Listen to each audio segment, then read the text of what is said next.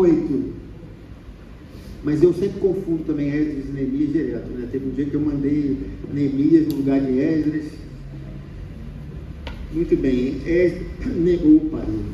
Neemias capítulo 8. Se os irmãos encontraram, eu peço que os irmãos fiquem de pé, por favor. Queridos, desculpa, agora erro meu. O pastor Celino me mandou uma mensagem pedindo para que um abraço para os irmãos. Eu esqueci de fazer isso na hora dos avisos, então estou fazendo agora. Ele disse que está tudo bem, eles estão bem, mas ele pediu para transmitir um beijo e um abraço para os irmãos e eu queria passar esse recado para. Não sei injusto, eu falei para ele, vou transmitir, me esqueci. Pode ficar de pé com a gente. Muito bem.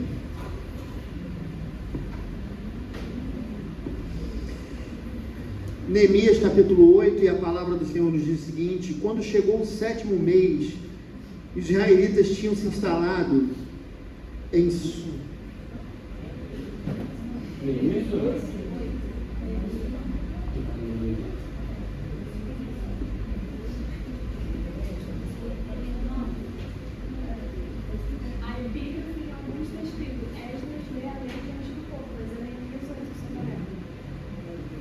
quando chegou.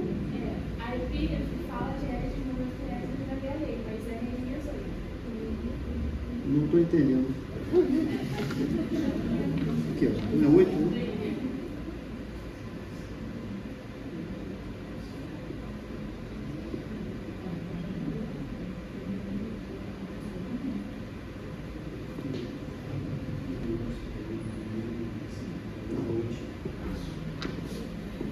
Ok. Eu vou fazer a leitura aqui na minha versão, tá com uma pequena diferença, não sabemos o que é, tá bom?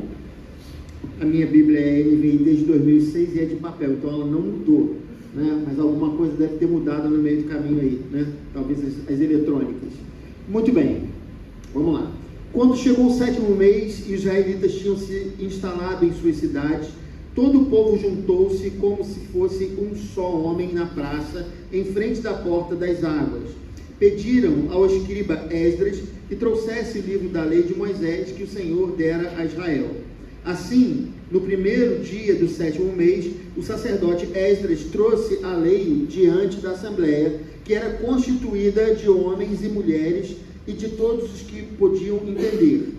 Ele a leu em alta voz desde o raiar da manhã até o meio-dia. De frente para a praça, em frente da porta das águas, na presença dos homens, mulheres e de outros que podiam entender. E todo o povo ouvia com atenção a leitura do livro da lei. O escriba Esdras estava numa plataforma elevada de madeira, construída na ocasião. Ao seu lado, à direita, estavam Matitias, Sema, Anaías, Urias, Ilquias e Maceias. E à esquerda estavam Pedaías, Misael, Malquias, Razum, Asbadana, Zacarias e Mesulão. Esdras abriu o livro diante de todo o povo, e esse podia vê-lo, pois ele estava num lugar mais alto. E quando abriu o livro, o povo todo se levantou. Esdras louvou o Senhor, o grande Deus, e todo o povo ergueu as mãos e respondeu: Amém, Amém. Então eles adoraram o Senhor, prostrados, rosto em terra. Os levitas Jesua, Bani, Serebias, Jamim, Acube, Sabetai, Odias, Maacéias, Quelita, Azarias, Josadab, Anã e Pelaías instruíram o povo na lei e todos permaneciam ali.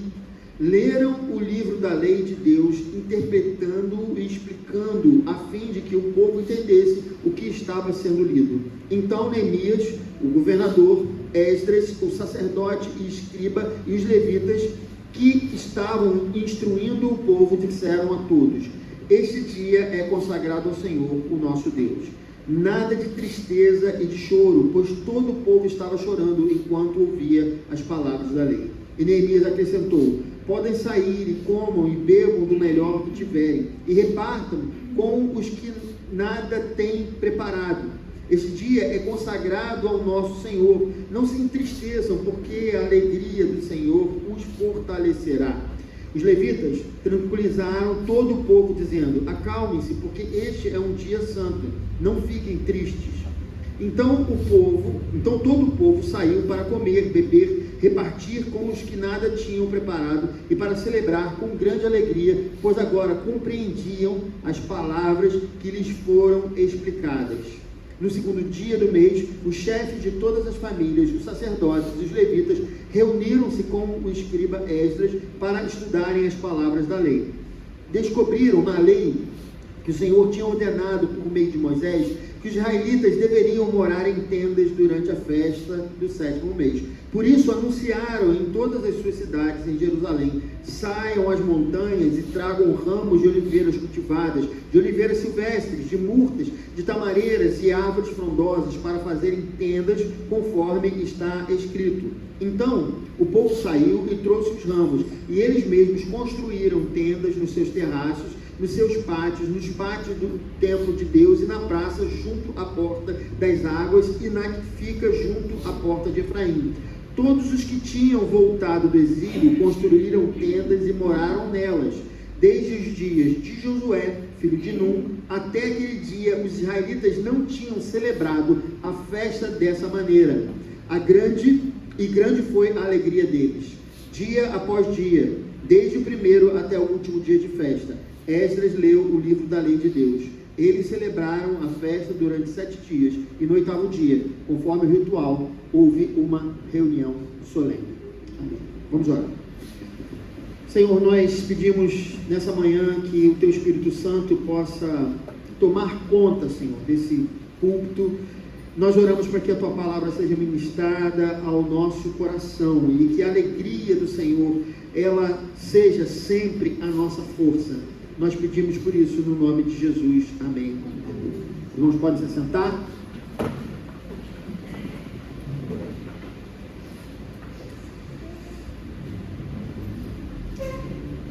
Queridos, imaginem a situação em que o povo de Israel estava, né? O livro de Esdras e Neemias nos fala sobre a reconstrução, né? Nós temos aqui, quando a gente lê esses 2 livros, 2 tipos de reconstrução, na verdade 3, né? Que estavam ocorrendo aqui nesse lugar, que era, em primeiro lugar, a reconstrução do templo e depois a reconstrução dos muros. E junto dessas 2 reconstruções havia também uma outra reconstrução, que era a reconstrução da identidade nacional. Aquele povo havia ficado 70 anos ali naquela região da Babilônia, e depois de 70 anos, obviamente, muitas pessoas já tinham se esquecido do que era ser judeu, do que representava ser um israelita, o que significava de fato ter Deus, o Deus de Israel como centro da nação.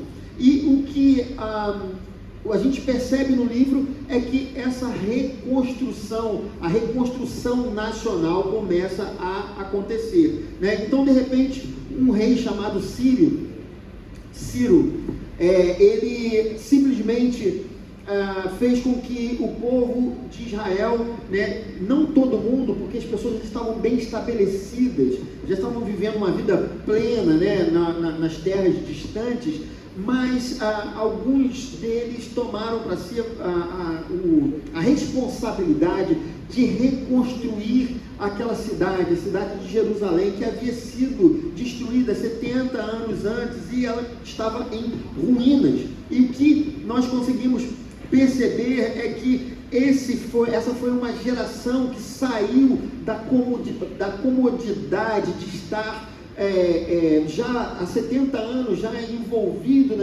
no seu cotidiano, né? Compra, vendas e tal, e de repente elas eram responsáveis por reconstruir a nação de Israel. Mas imaginem, queridos, qual não foi o impacto daquelas pessoas, aquelas que chegaram para a reconstrução e viram tudo destruído, as portas queimadas, né, os portões da cidade. Antigamente as cidades elas tinham muro, né, tinham portões, era assim, isso era para proteção, e não havia qualquer proteção, porque tudo destruído. O templo do Senhor, que era o lugar central, foi a partir do templo que a nação de Israel ela passou a existir, e não havia templo diante dos olhos deles, né? Então a gente percebe que essa geração que retornou, uma primeira leva ali no início com Zorobabel, e depois uma outra ali com Neemias, uma turma menor, mas o objetivo era a reconstrução. Mas imagina aquele estado em que estava a nação, o desânimo, a tristeza que aquelas pessoas estavam tendo, exatamente por não conseguir vislumbrar a grandeza da nação. É tão importante, né, queridos, que a gente veja a nossa cidade bem. É tão ruim para nós quando a gente vê que a nossa cidade, o nosso bairro, ele está largado, né? Ou é a violência que tomou conta, ou simplesmente questões relacionadas ao lixo público, a maneira como ele é tratado, né? Às vezes o asfalto ele está horrível, às vezes as calçadas são horrorosas, as pessoas caem, levam tombo, são atropelados por bicicleta e tanta coisa. Então a gente se entristece por ver a nossa cidade assim, mas imagina você chegar na sua cidade, o que você olha, o que você vê é tão somente destruição, e foi exatamente assim que estava o povo de Israel. E como eu falei para vocês, o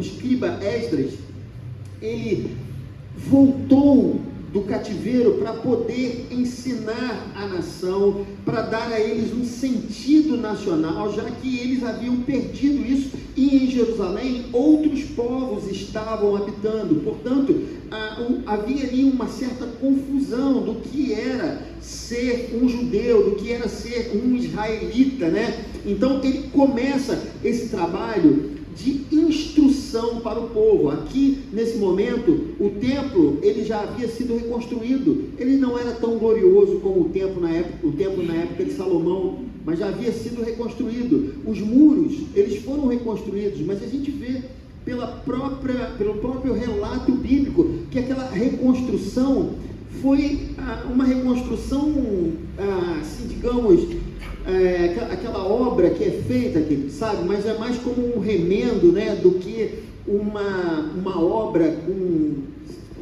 arquitetos trabalhando ou coisas assim. Eram pessoas normais do dia a dia que trabalharam para corrigir as falhas do muro, né? Mas certamente os muros de Israel, eles estavam muito quebrados, porque eles foram invadidos 70 anos antes, né, pelos babilônios, e houve uma grande destruição. Então ali diante deles havia uma cidade que começava a sua reconstrução, mas que não havia muita esperança, porque se olhava ao redor e o que se via era tristeza, era feiura, né? Eram coisas que não inspiravam nessas primeiras pessoas, nessas que acreditaram que o Senhor iria mudar a sorte de Israel. Simplesmente não inspirava uma confiança, uma certeza de que Deus faria o que fez.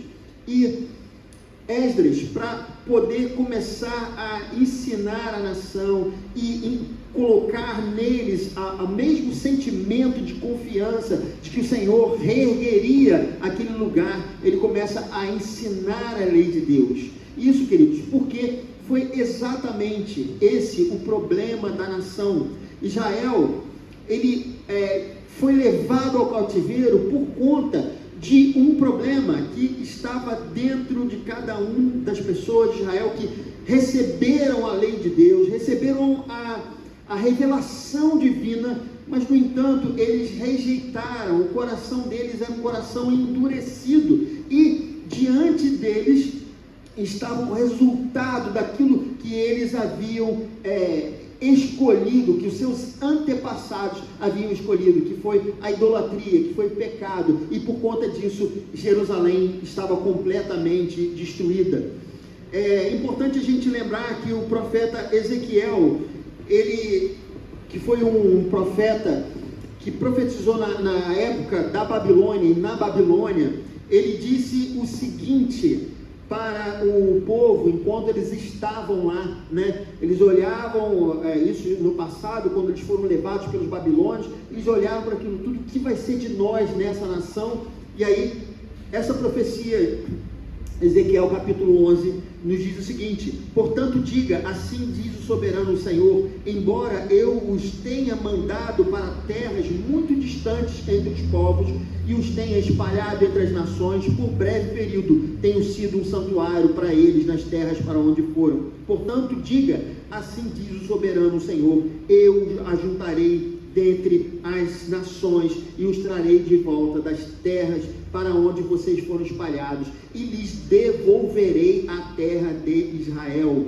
Eles voltarão para ela e retirarão todas as suas imagens repugnantes e os seus ídolos detestáveis. Darei a eles um coração não dividido e porei um novo espírito dentro deles. Retirarei deles o coração de pedra e lhes darei um coração de carne. Então agirão segundo os meus decretos e serão cuidadosos em obedecer às minhas leis.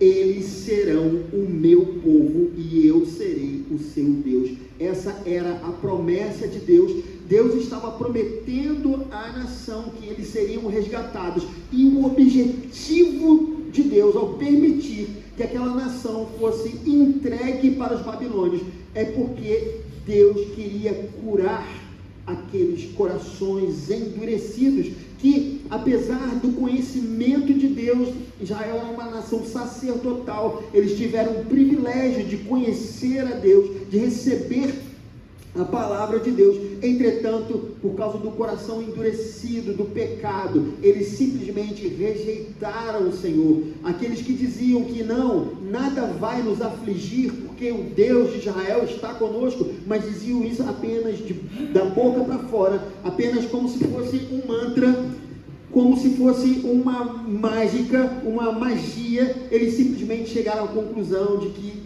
foi da vontade de Deus que o povo fosse levado para o cativeiro, mas Deus não estava sendo vingativo com o povo. Deus, ele queria, na verdade, curar aquela nação naquele momento, porque Israel nunca teve prazer na lei do Senhor.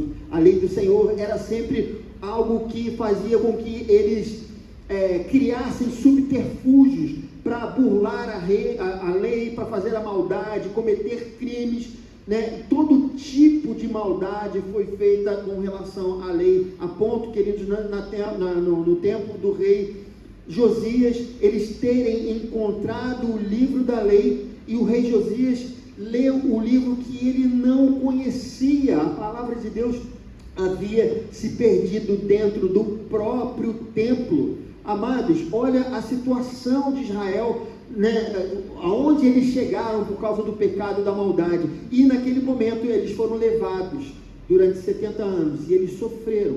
Foi muito, muito, muito difícil. Houve muito choro e muita tristeza. E nesse momento aqui, Esdras começa a ensinar a lei de Deus. Nessa reunião que nós vimos aqui no capítulo 8, começa a ensinar a lei de Deus. E o que acontece, queridos, é aquilo que a palavra de Deus, ela de fato, ela faz aos nossos corações, que é o choro do arrependimento. Eles olhavam para aquilo tudo e diziam, nós fomos responsáveis, os nossos pais foram responsáveis por essa situação terrível que nós estamos vivendo, essa feiura que está diante dos nossos olhos. Nós mesmos somos os responsáveis por tudo isso. Então, o que acontece, queridos, é que naquele momento, tanto Esdras como os demais escribas, eles chegam para o povo falando assim, não chorem, porque na verdade esse é um momento de alegria.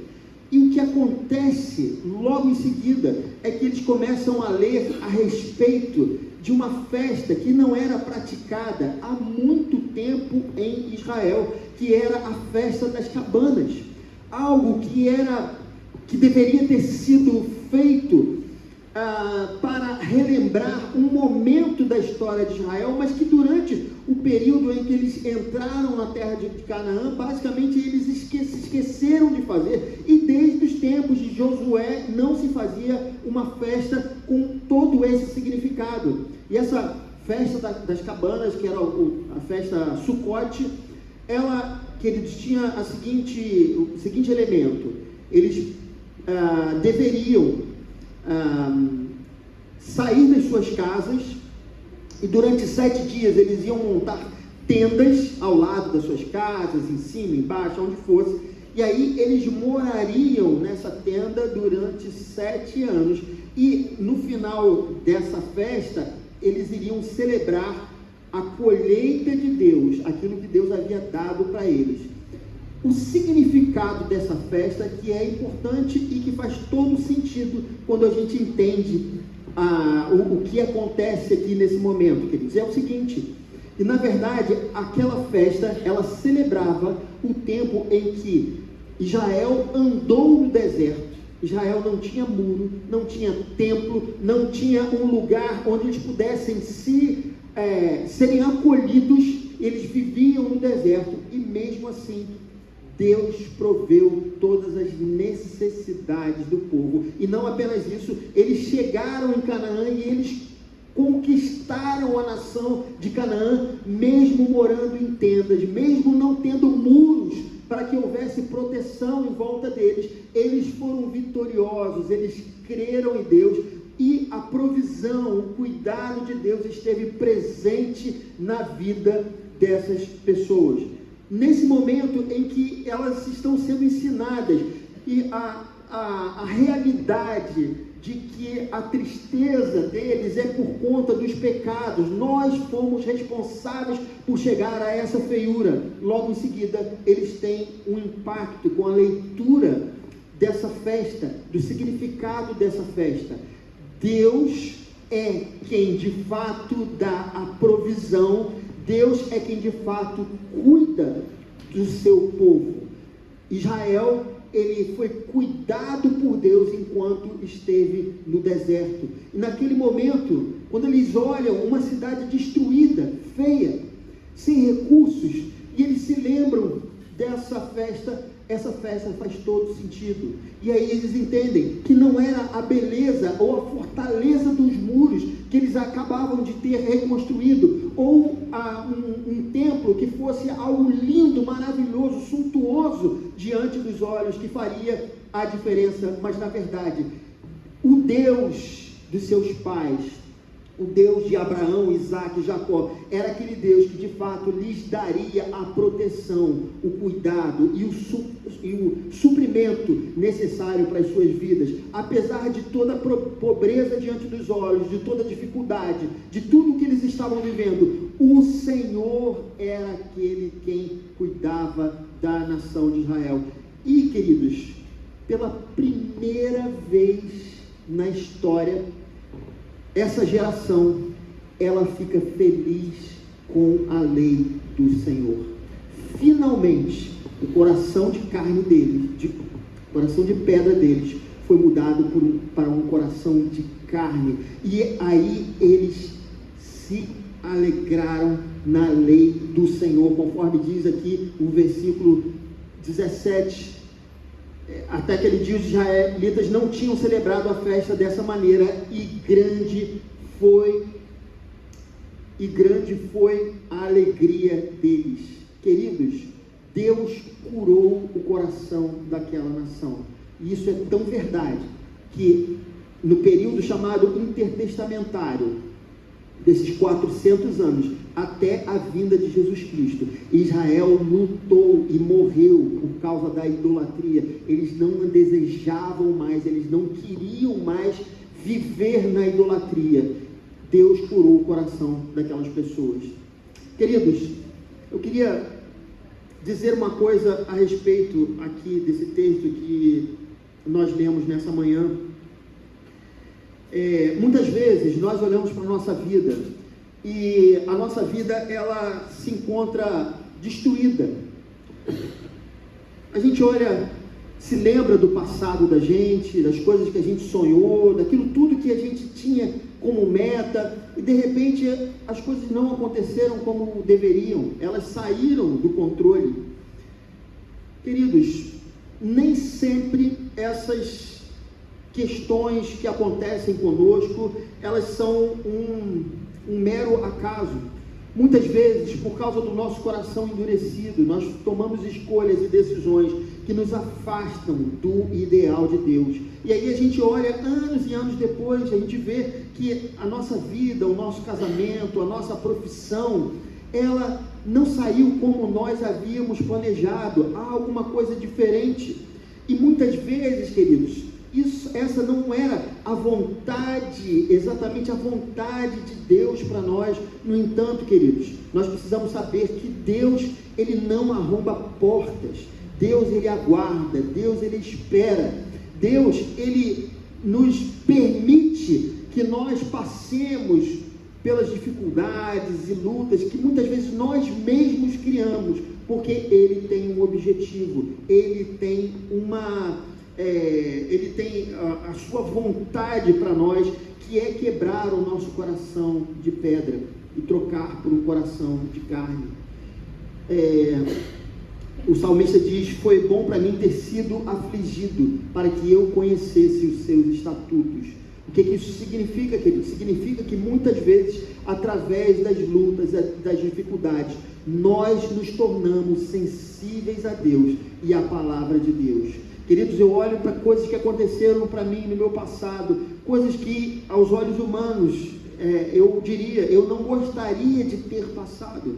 No entanto, Deus permitiu, e hoje, queridos, eu olho e eu não me vejo sem ter passado por determinadas experiências. Deus queria quebrantar o meu coração. Chegou uma hora em que eu precisei me render ao Senhor e entregar a Ele a minha vontade, o meu jeito de ser.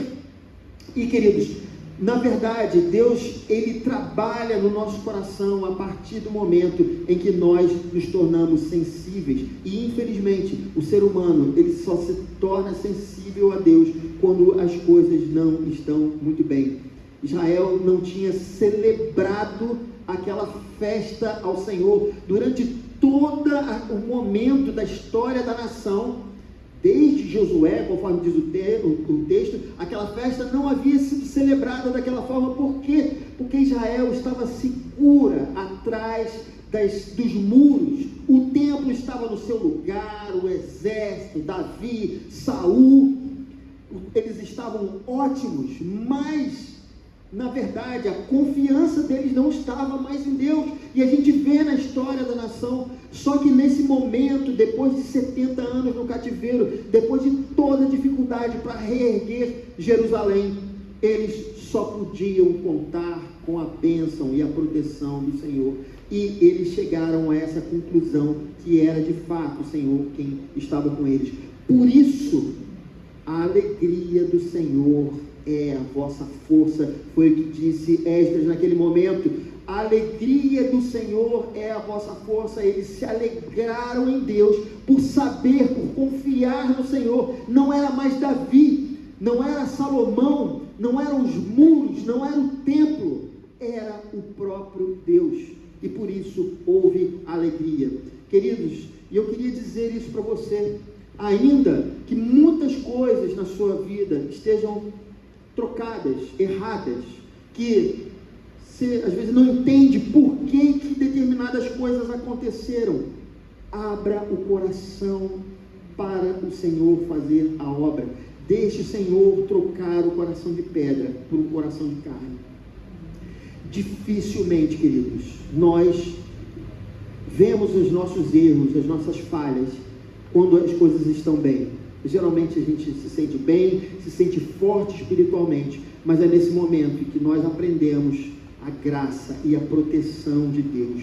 Deus está ao nosso lado. De vez em quando nós precisamos sair do conforto da nossa vida, da nossa casa, e morar por 7 dias numa tenda, sem conforto, como se estivesse no deserto, lembrando que o Senhor é aquele que de fato cuida das nossas vidas e do nosso coração. Queria, nesse momento, convidar você a fazer uma oração. Você que está passando por um momento difícil, eu vou quebrar o protocolo. Te agradeço. Quer cantar? Te agradeço. Perfeito. Coloque sua vida diante do Senhor. Feche os seus olhos nesse momento.